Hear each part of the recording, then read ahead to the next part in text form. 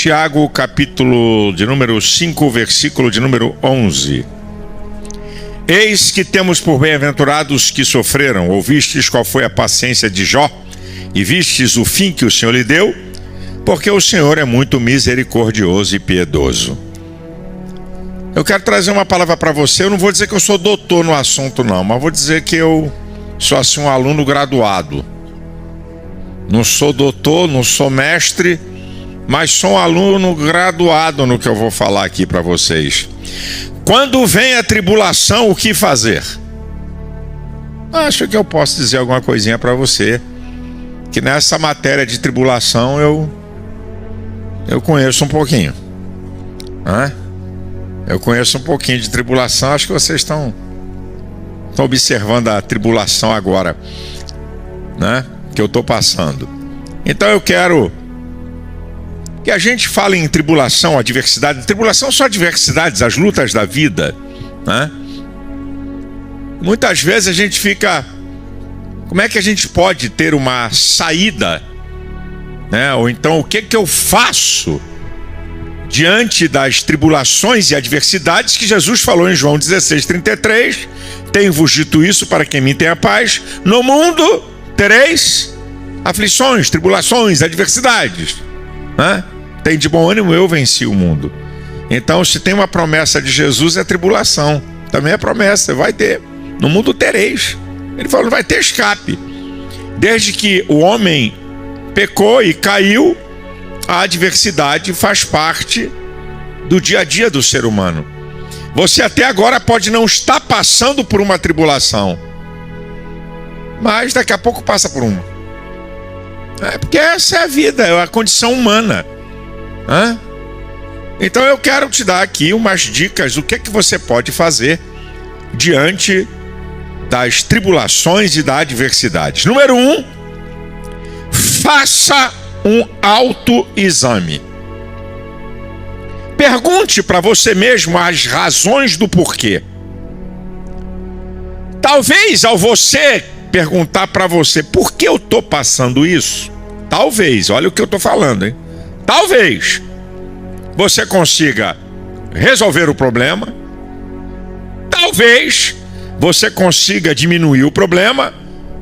Talvez você consiga diminuir o impacto do problema. Só em você se perguntar. A grande arte do ser humano é dirigir-se a si mesmo.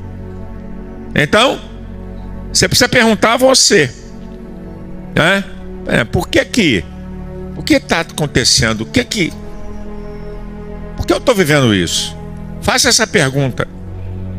E também, ao você fazer esse autoexame, você pode tomar consciência da tribulação e da adversidade que você está atravessando, para você aprender a lidar com ela e chegar a algumas conclusões. Então a primeira coisa que eu te aconselho é fazer um autoexame do porquê. O que está acontecendo comigo? Por que essa luta? Por que essa adversidade? Repito que talvez você perguntando para você, você possa resolver o problema, amenizar o problema, diminuir o impacto do problema ou tomar consciência real do que está acontecendo e chegar às seguintes conclusões. Bem, isso que está acontecendo comigo são leis da vida. Eclesiastes, capítulo 9, versículo 2, diz que tudo sucede igualmente a todos. O que sucede ao ímpio, sucede ao justo. Então, lei da vida. Que Jesus fala em Mateus 5:45. Sol se levante sobre bons e maus, chuva desça sobre justos e injustos. Ímpio quebra a perna, justo quebra a perna. Ímpio bate com carro, justo bate com carro. Ímpio fica resfriado, justo fica resfriado. Ímpio fica doente, justo fica doente. Então, ao você fazer essa análise, vai descobrir que não é capeta, não é pecado, mas são as leis da vida e que você está atravessando. Também você poderá chegar à conclusão de que a adversidade que você está enfrentando é falta de sabedoria. Falta de sabedoria para lidar com a questão, falta de sabedoria para lidar com pessoas. E Tiago, né, no capítulo 1 do livro de Tiago, ele está dizendo lá: quem não tem sabedoria, peça a Deus que dá e não lance em rosto. Talvez a adversidade que você está passando é só isso, é falta de sabedoria. Talvez a adversidade nessa pergunta, eu estou ainda no item 1 do autoexame, você vai chegar à conclusão de que você quebrou princípios. E ao quebrar princípios, vai atravessar lutas. O apóstolo Paulo, em Tessalonicenses, capítulo 4, versículo 11 e 12, ele diz, né? Procurai viver quietos, trabalhando com as vossas próprias mãos, cuidando dos vossos próprios negócios, para que andeis honestamente com os que estão de fora e não necessiteis de coisa alguma. Se você quebrar esse princípio, você pode ter problema, certo? Você não quer trabalhar direito, não quer pagar suas contas, você vai ter problema. Você quebra princípio, vai ter problema, vai ter adversidade, vai ter luta. Também nesse autoexame do porquê eu estou atravessando lutas e adversidades, pode ser uma questão do seu relacionamento com Deus. E aí você tem que entender porque Deus permite, Ele não produz, Ele permite. Vontade permissiva de Deus. Por que Ele está permitindo essa luta e essa adversidade? Por causa de pecado. A Bíblia tem um livro, que é o livro de Juízes, que é exatamente isso. O povo pecava e Deus então permitia que nações inimigas oprimissem Israel. Eles se arrependiam, choravam, clamavam e Deus dava livramento. Deus também, na questão de relacionamento com Ele, Ele permite lutas e adversidades como um corretivo. Diz a Bíblia em Hebreus, capítulo 12, versículos 6 e 11, que Deus corrige a quem ama e açoita qualquer que recebe por filho. A correção no momento não é de alegria, mas de tristeza. Mas depois, o que acontece? Ela produz um fruto de justiça nos exercitados por ela. Então, adversidades e lutas e coisas que acontecem na nossa vida, é Deus nos corrigindo para a gente melhorar a nossa vida. E eu preguei aqui domingo e vou dizer também aqui novamente, que muitas vezes Deus permite lutas e adversidades como experiência para a gente ajudar outras pessoas. 2 Coríntios capítulo 1, versículo 3 e 4 diz: bendito seja o Deus e Pai de nosso Senhor Jesus Cristo, o Pai das misericórdias, o Deus de toda consolação, que nos consola em toda a nossa tribulação, para que possamos consolar os que estiverem em alguma tribulação, com a mesma consolação que de Deus mesmo somos consolados. Uma troca de palavras que Paulo diz é o seguinte: você atravessa a luta, aprende com a luta e vira professor para ensinar outros que estiverem em luta. Então, aqui estão as possibilidades quando você pergunta para você por que eu estou atravessando lutas e tribulações. Número 2, o que fazer diante das adversidades? Verifique suas possibilidades e use seu potencial. Quando você verifica as suas possibilidades e usa seu potencial, você pode ter 3 coisas acontecendo que podem acontecer. Número 1, você resolveu o problema. A mulher do fluxo de sangue, ela começa a resolver o problema quando ela diz: eu vou tocar. Não dá para segurar, não dá para mandar parar, mas dá para eu poder, entre a multidão, romper até tocar em Jesus. Até o momento do milagre é tudo humano. Levantar uma mulher debilitada, que ia de mal a pior, levantar do lugar, romper no meio da multidão e tocar em Cristo é tudo humano. Quando ela toca, aí vem o sobrenatural, vem o milagre. Se resolve o problema, você analisa, peraí, o que eu posso fazer nesse negócio aqui? Então, você, ao analisar as possibilidades de usar o seu potencial, você pode resolver o problema. Número 2, você pode amenizar o problema. Gideão, capítulo 6, versículo 11 de Juízes, enquanto Israel estava passando aperto e fome, Gideão estava comendo bolo, porque ele estava malhando trigo no lagar. Lagar é lugar de amassar uva. Trigo precisa de espaço. Se andar com trigo precisa de espaço, precisa de vento, claridade. Era um esforço incrível. Então ele amenizou o problema. Não resolveu porque os midianitas estavam em cima deles, mas amenizou. Não estava passando fome. Uma outra coisa, quando você analisa e verifica as suas possibilidades e usa seu potencial, você pode resolver o problema.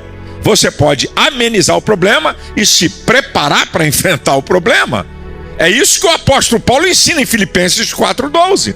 Sei estar abatido e sei ter em abundância. Em toda maneira, em todas as coisas, eu estou instruído, tanto a ter fartura como a ter fome, tanto a ter abundância como a padecer necessidade. Eu estou instruído, eu sei, eu conheço. Sei estar. Tenho preparo físico e emocional para a adversidade. Eu sei estar abatido e sei ter fartura. Em tudo isso eu estou instruído. Então, eu estou preparado para passar tribulação e adversidade. Sabe qual é o problema de muito crente? É que pensa que toda tribulação e adversidade só o poder de Deus resolve. Se Deus não agir nisso aqui, não tem jeito. Deus está dizendo assim, não, tem alguma coisa que você tem que fazer para poder resolver. Número 3. O que fazer diante das adversidades, das lutas e das problemáticas da vida? Aceite esse momento de vida. Aceitar não é se acomodar, é você reconhecer que tem um problema. Quanto mais tempo você levar para aceitar que está vivendo um problema, pior vai ser. Sabe por quê? A situação pode agravar, o problema pode se tornar mais longo para resolver, simplesmente por você fingir que ele não existe. Uma coisa linda de Jó, que está no capítulo 2, versículo 10, aquela desgraça que acontece com ele, 10 filhos morrem, toda a riqueza ele perde, ele diz, receberia o bem do Senhor e não receberia o mal? O que ele está dizendo? Aquilo era mal. Ele não estava fantasiando. Oh, estamos em vitória, aleluia, 10 filhos morreram, glória a Deus. Toda a minha riqueza foi embora, aleluia, louvado seja o nome do Senhor. Não, estava encarando a realidade, estava entendendo que estava com problema. Você está com uma crise conjugal e quer fingir que não está? Você está com a crise com esse teu marido aí, minha irmã? Ô meu querido, está com a crise com a mulher e você está dizendo que não está, que está tudo bem? Está enganando a quem? A você. Vai prolongar o problema. E se você prolonga e ele se agrava, coisa que você podia resolver se torna impossível de resolver. Essa que é a questão, minha gente. Coisa que você podia resolver se torna impossível de resolver. Por quê? Porque você não quer aceitar esse momento da vida. Número 4. O que eu tenho que fazer diante de adversidade e lutas? Não se isole. Provérbios capítulo 18, versículo 1 e o versículo 24 são diametralmente opostos, antagônicos. O versículo 1 diz, aquele que se isola insurge-se contra a verdadeira sabedoria. Isso é, o isolado é ignorante. E o versículo 24 diz, o homem que tem muitos amigos pode congratular-se, porque há amigos mais chegados do que irmão.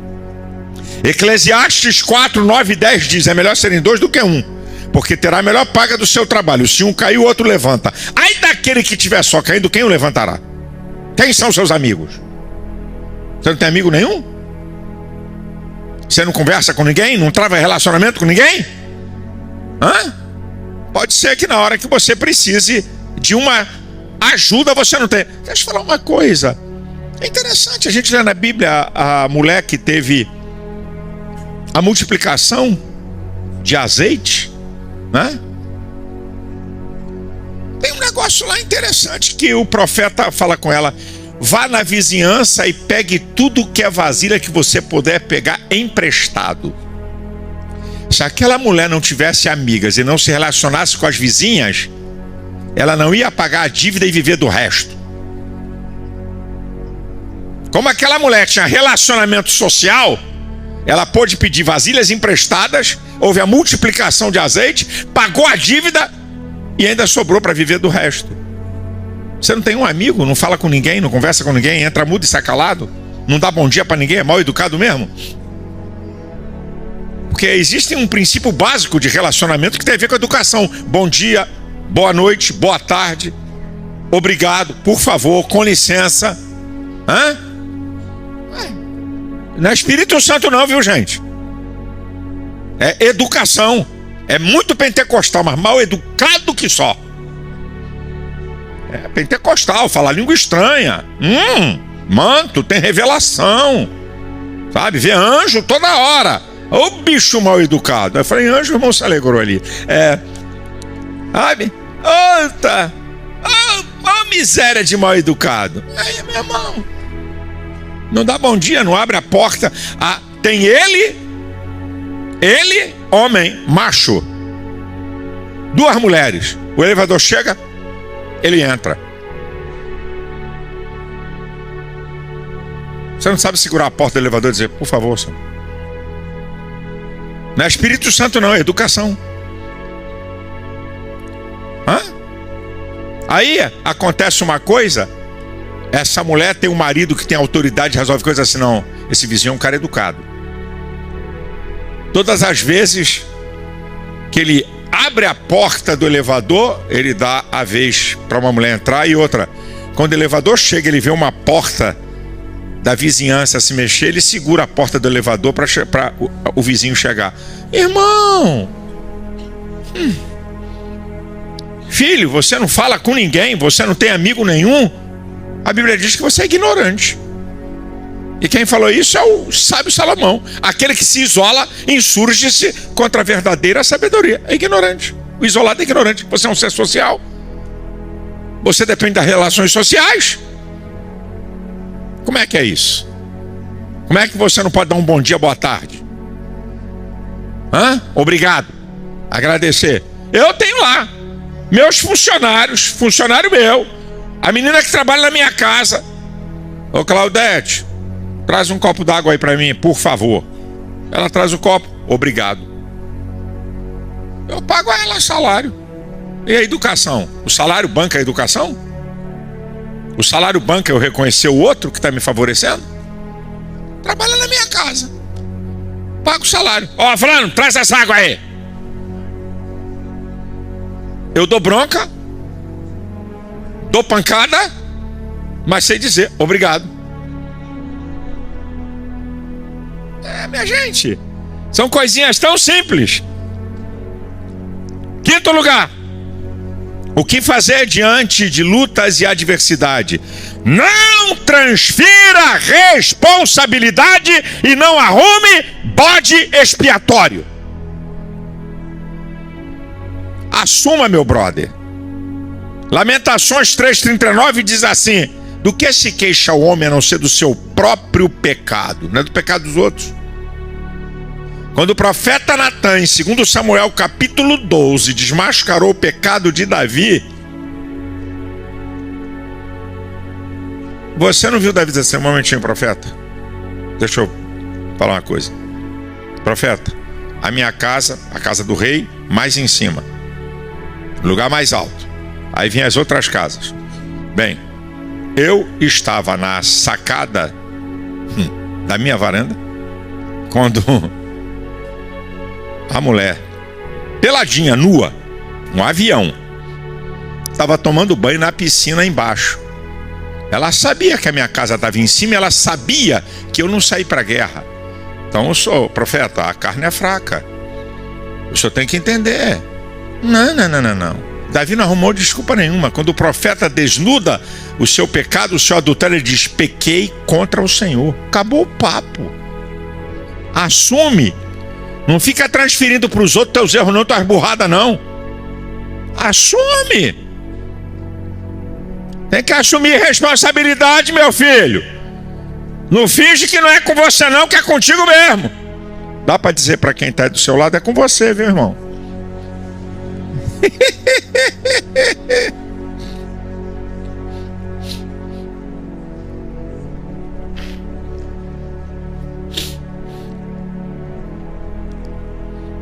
Sexto lugar. O que fazer quando vem a tribulação, a adversidade e a luta? Eu digo sempre isso aqui. Tenha paciência. Já dei uma definição do que é uma pessoa paciente. É uma pessoa que suporta dor, infortúnios, sem queixa e com resignação. Olha o que a paciência produz. Primeiro, nos livra da precipitação. A paciência nos ensina a esperar. Nos ajuda a manter o equilíbrio emocional. A paciência, ela faz a dosagem entre a ansiedade e o desânimo. A ansiedade quer que você empurra você para frente para não esperar nada. O desânimo põe você para trás para não fazer nada. Então, a paciência, ela dosa entre a ansiedade e o desânimo. Ela mantém o equilíbrio. Por isso que na tribulação é importante a paciência. Nos livra da precipitação de tomar uma atitude errada, faz a dosagem do equilíbrio emocional, nos livra do pecado. Porque, devido a lutas e adversidades, você pode murmurar, reclamar, e Deus não suporta a murmuração. E também a paciência é o ponto de partida para a vitória.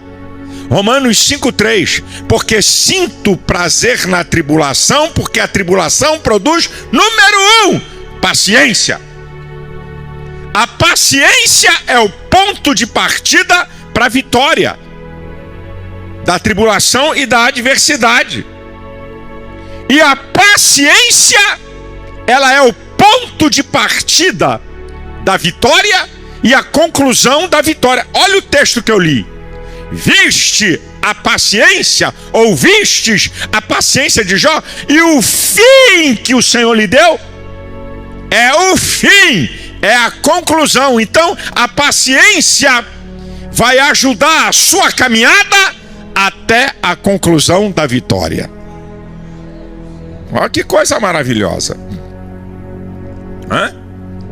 Número 7.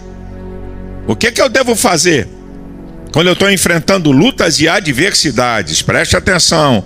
Desloque o seu olhar. Se a maior parte do tempo da tua adversidade e tribulação você ficar focado nela, olha o que pode acontecer. Número 1, a sensação de dor aumenta. Isso é provado, irmão. Fica olhando para o machucado da mão. Está doendo. Por quê? Toda a sua atenção está voltada para ele. Você pode ter um machucado na mão grave, mas você trabalha, o teu cérebro e a tua mente desvia do foco. Aí passa um colega e diz assim: rapaz, que machucado feio na tua mão.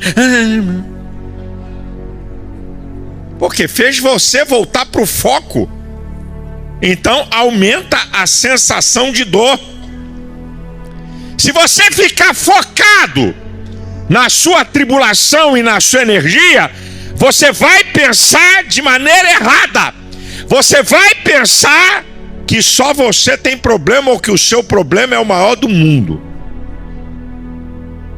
Se você ficar focado nisso, sabe o que vai acontecer? Se você ficar focado só nesse problema, vai neutralizar o teu potencial e você vai consumir toda a sua energia em uma questão, quando a sua vida tem várias.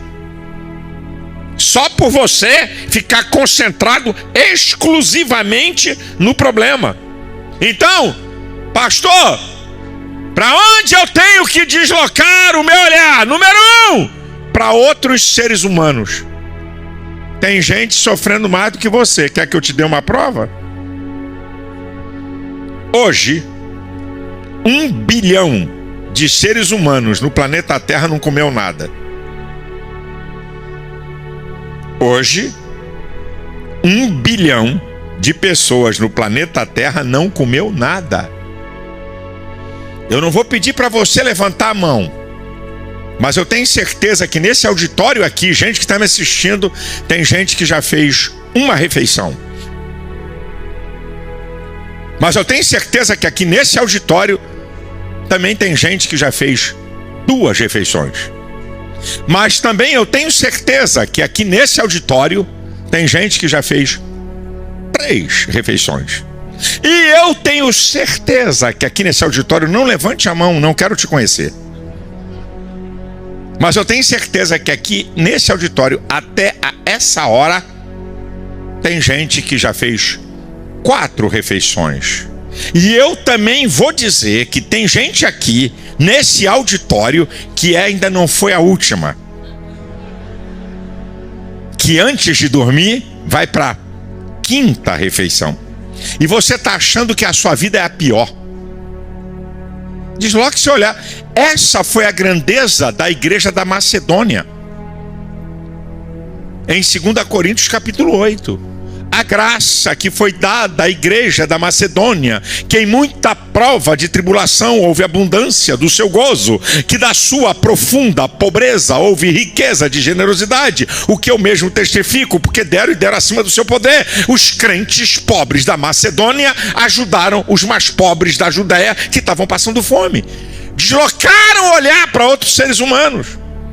E se tem uma coisa linda no cristianismo, é que no cristianismo, mesmo que você tenha necessidades, você é capaz de ajudar outros que estão em necessidades maiores do que a sua. Essa aqui é a diferença. Desloque o teu olhar para outras áreas da tua vida. Ah, eu estou com um problema financeiro, mas você não está com problema conjugal. Ah, eu estou com problema conjugal, mas você não está com problema de saúde. Desloque esse olhar para as outras áreas da sua vida. Por que você só está olhando onde está com problema? Desloque o seu olhar para o futuro da sua vida, e é profético. Olha o que Tiago está falando acerca de Jó. Vistes o fim que o Senhor deu a ele? Olha para o final. O final tem porta aberta, o final tem vitória, o final tem milagre, o final tem resposta, o final Deus muda essa situação.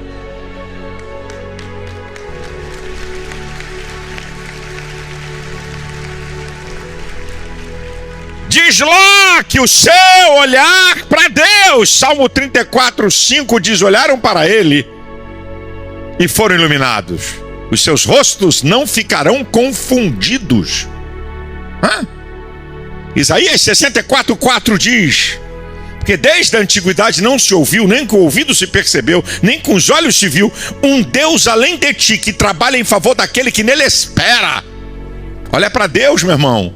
O Senhor dos exércitos, o Deus que abre porta e ninguém fecha, o Deus que ninguém impede o seu agir, o Deus que tem poder para realizar qualquer milagre, abrir qualquer porta, responder a qualquer questão. Olha para Ele, olha para a eternidade. Romanos 8:18 diz: para mim tenho por certo que as aflições do tempo presente não são para comparar com a glória que em nós há de ser revelada. Um dia vai acabar a tribulação, a adversidade, dor, enfermidade, cansaço, morte. Ei, olha para a eternidade.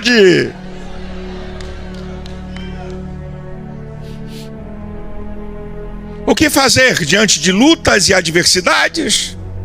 E aqui então vai para a última parte do que eu quero falar para você. Tenha fé em Deus. Escute, querido, fé em você pode decepcionar. Fé nos outros pode decepcionar. Fé no sistema pode decepcionar. Fé no dinheiro pode decepcionar. Fé em Deus Marcos 9:23, se tu crê, tudo é possível ao que crê. Lucas 1:37, para Deus nada é impossível. Busque a Deus, meu irmão.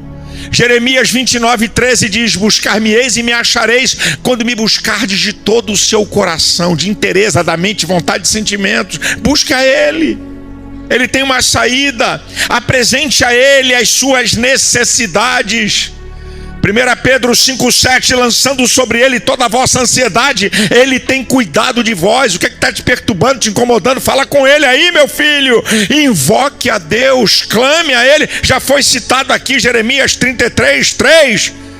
Clama a mim e responder-te-ei e anunciar-te-ei coisas grandes e firmes que não sabes. Confia nele. Salmo 37:5, entrega o teu caminho ao Senhor, confia nele e o mais ele fará. Salmo 20, versículo 7 e 8, uns confiam em carros e outros em cavalos, mas nós faremos menção do nome do Senhor nosso Deus. Uns encurvam-se e caem, mas nós nos levantamos e estamos de pé. Salmo 125 diz que os que confiam no Senhor é como o monte de Sião que não se abala, mas permanece para sempre. Assim como os montes estão à roda de Jerusalém, assim também está o Senhor em volta do seu povo. Confia em Deus, Ele tem resposta, Ele tem saída, Ele pode mudar teu cativeiro, Ele pode mudar tua situação. O Salmo 34:19 diz, muitas são as tribulações, as adversidades, as aflições do justo, mas o Senhor o livra de todas.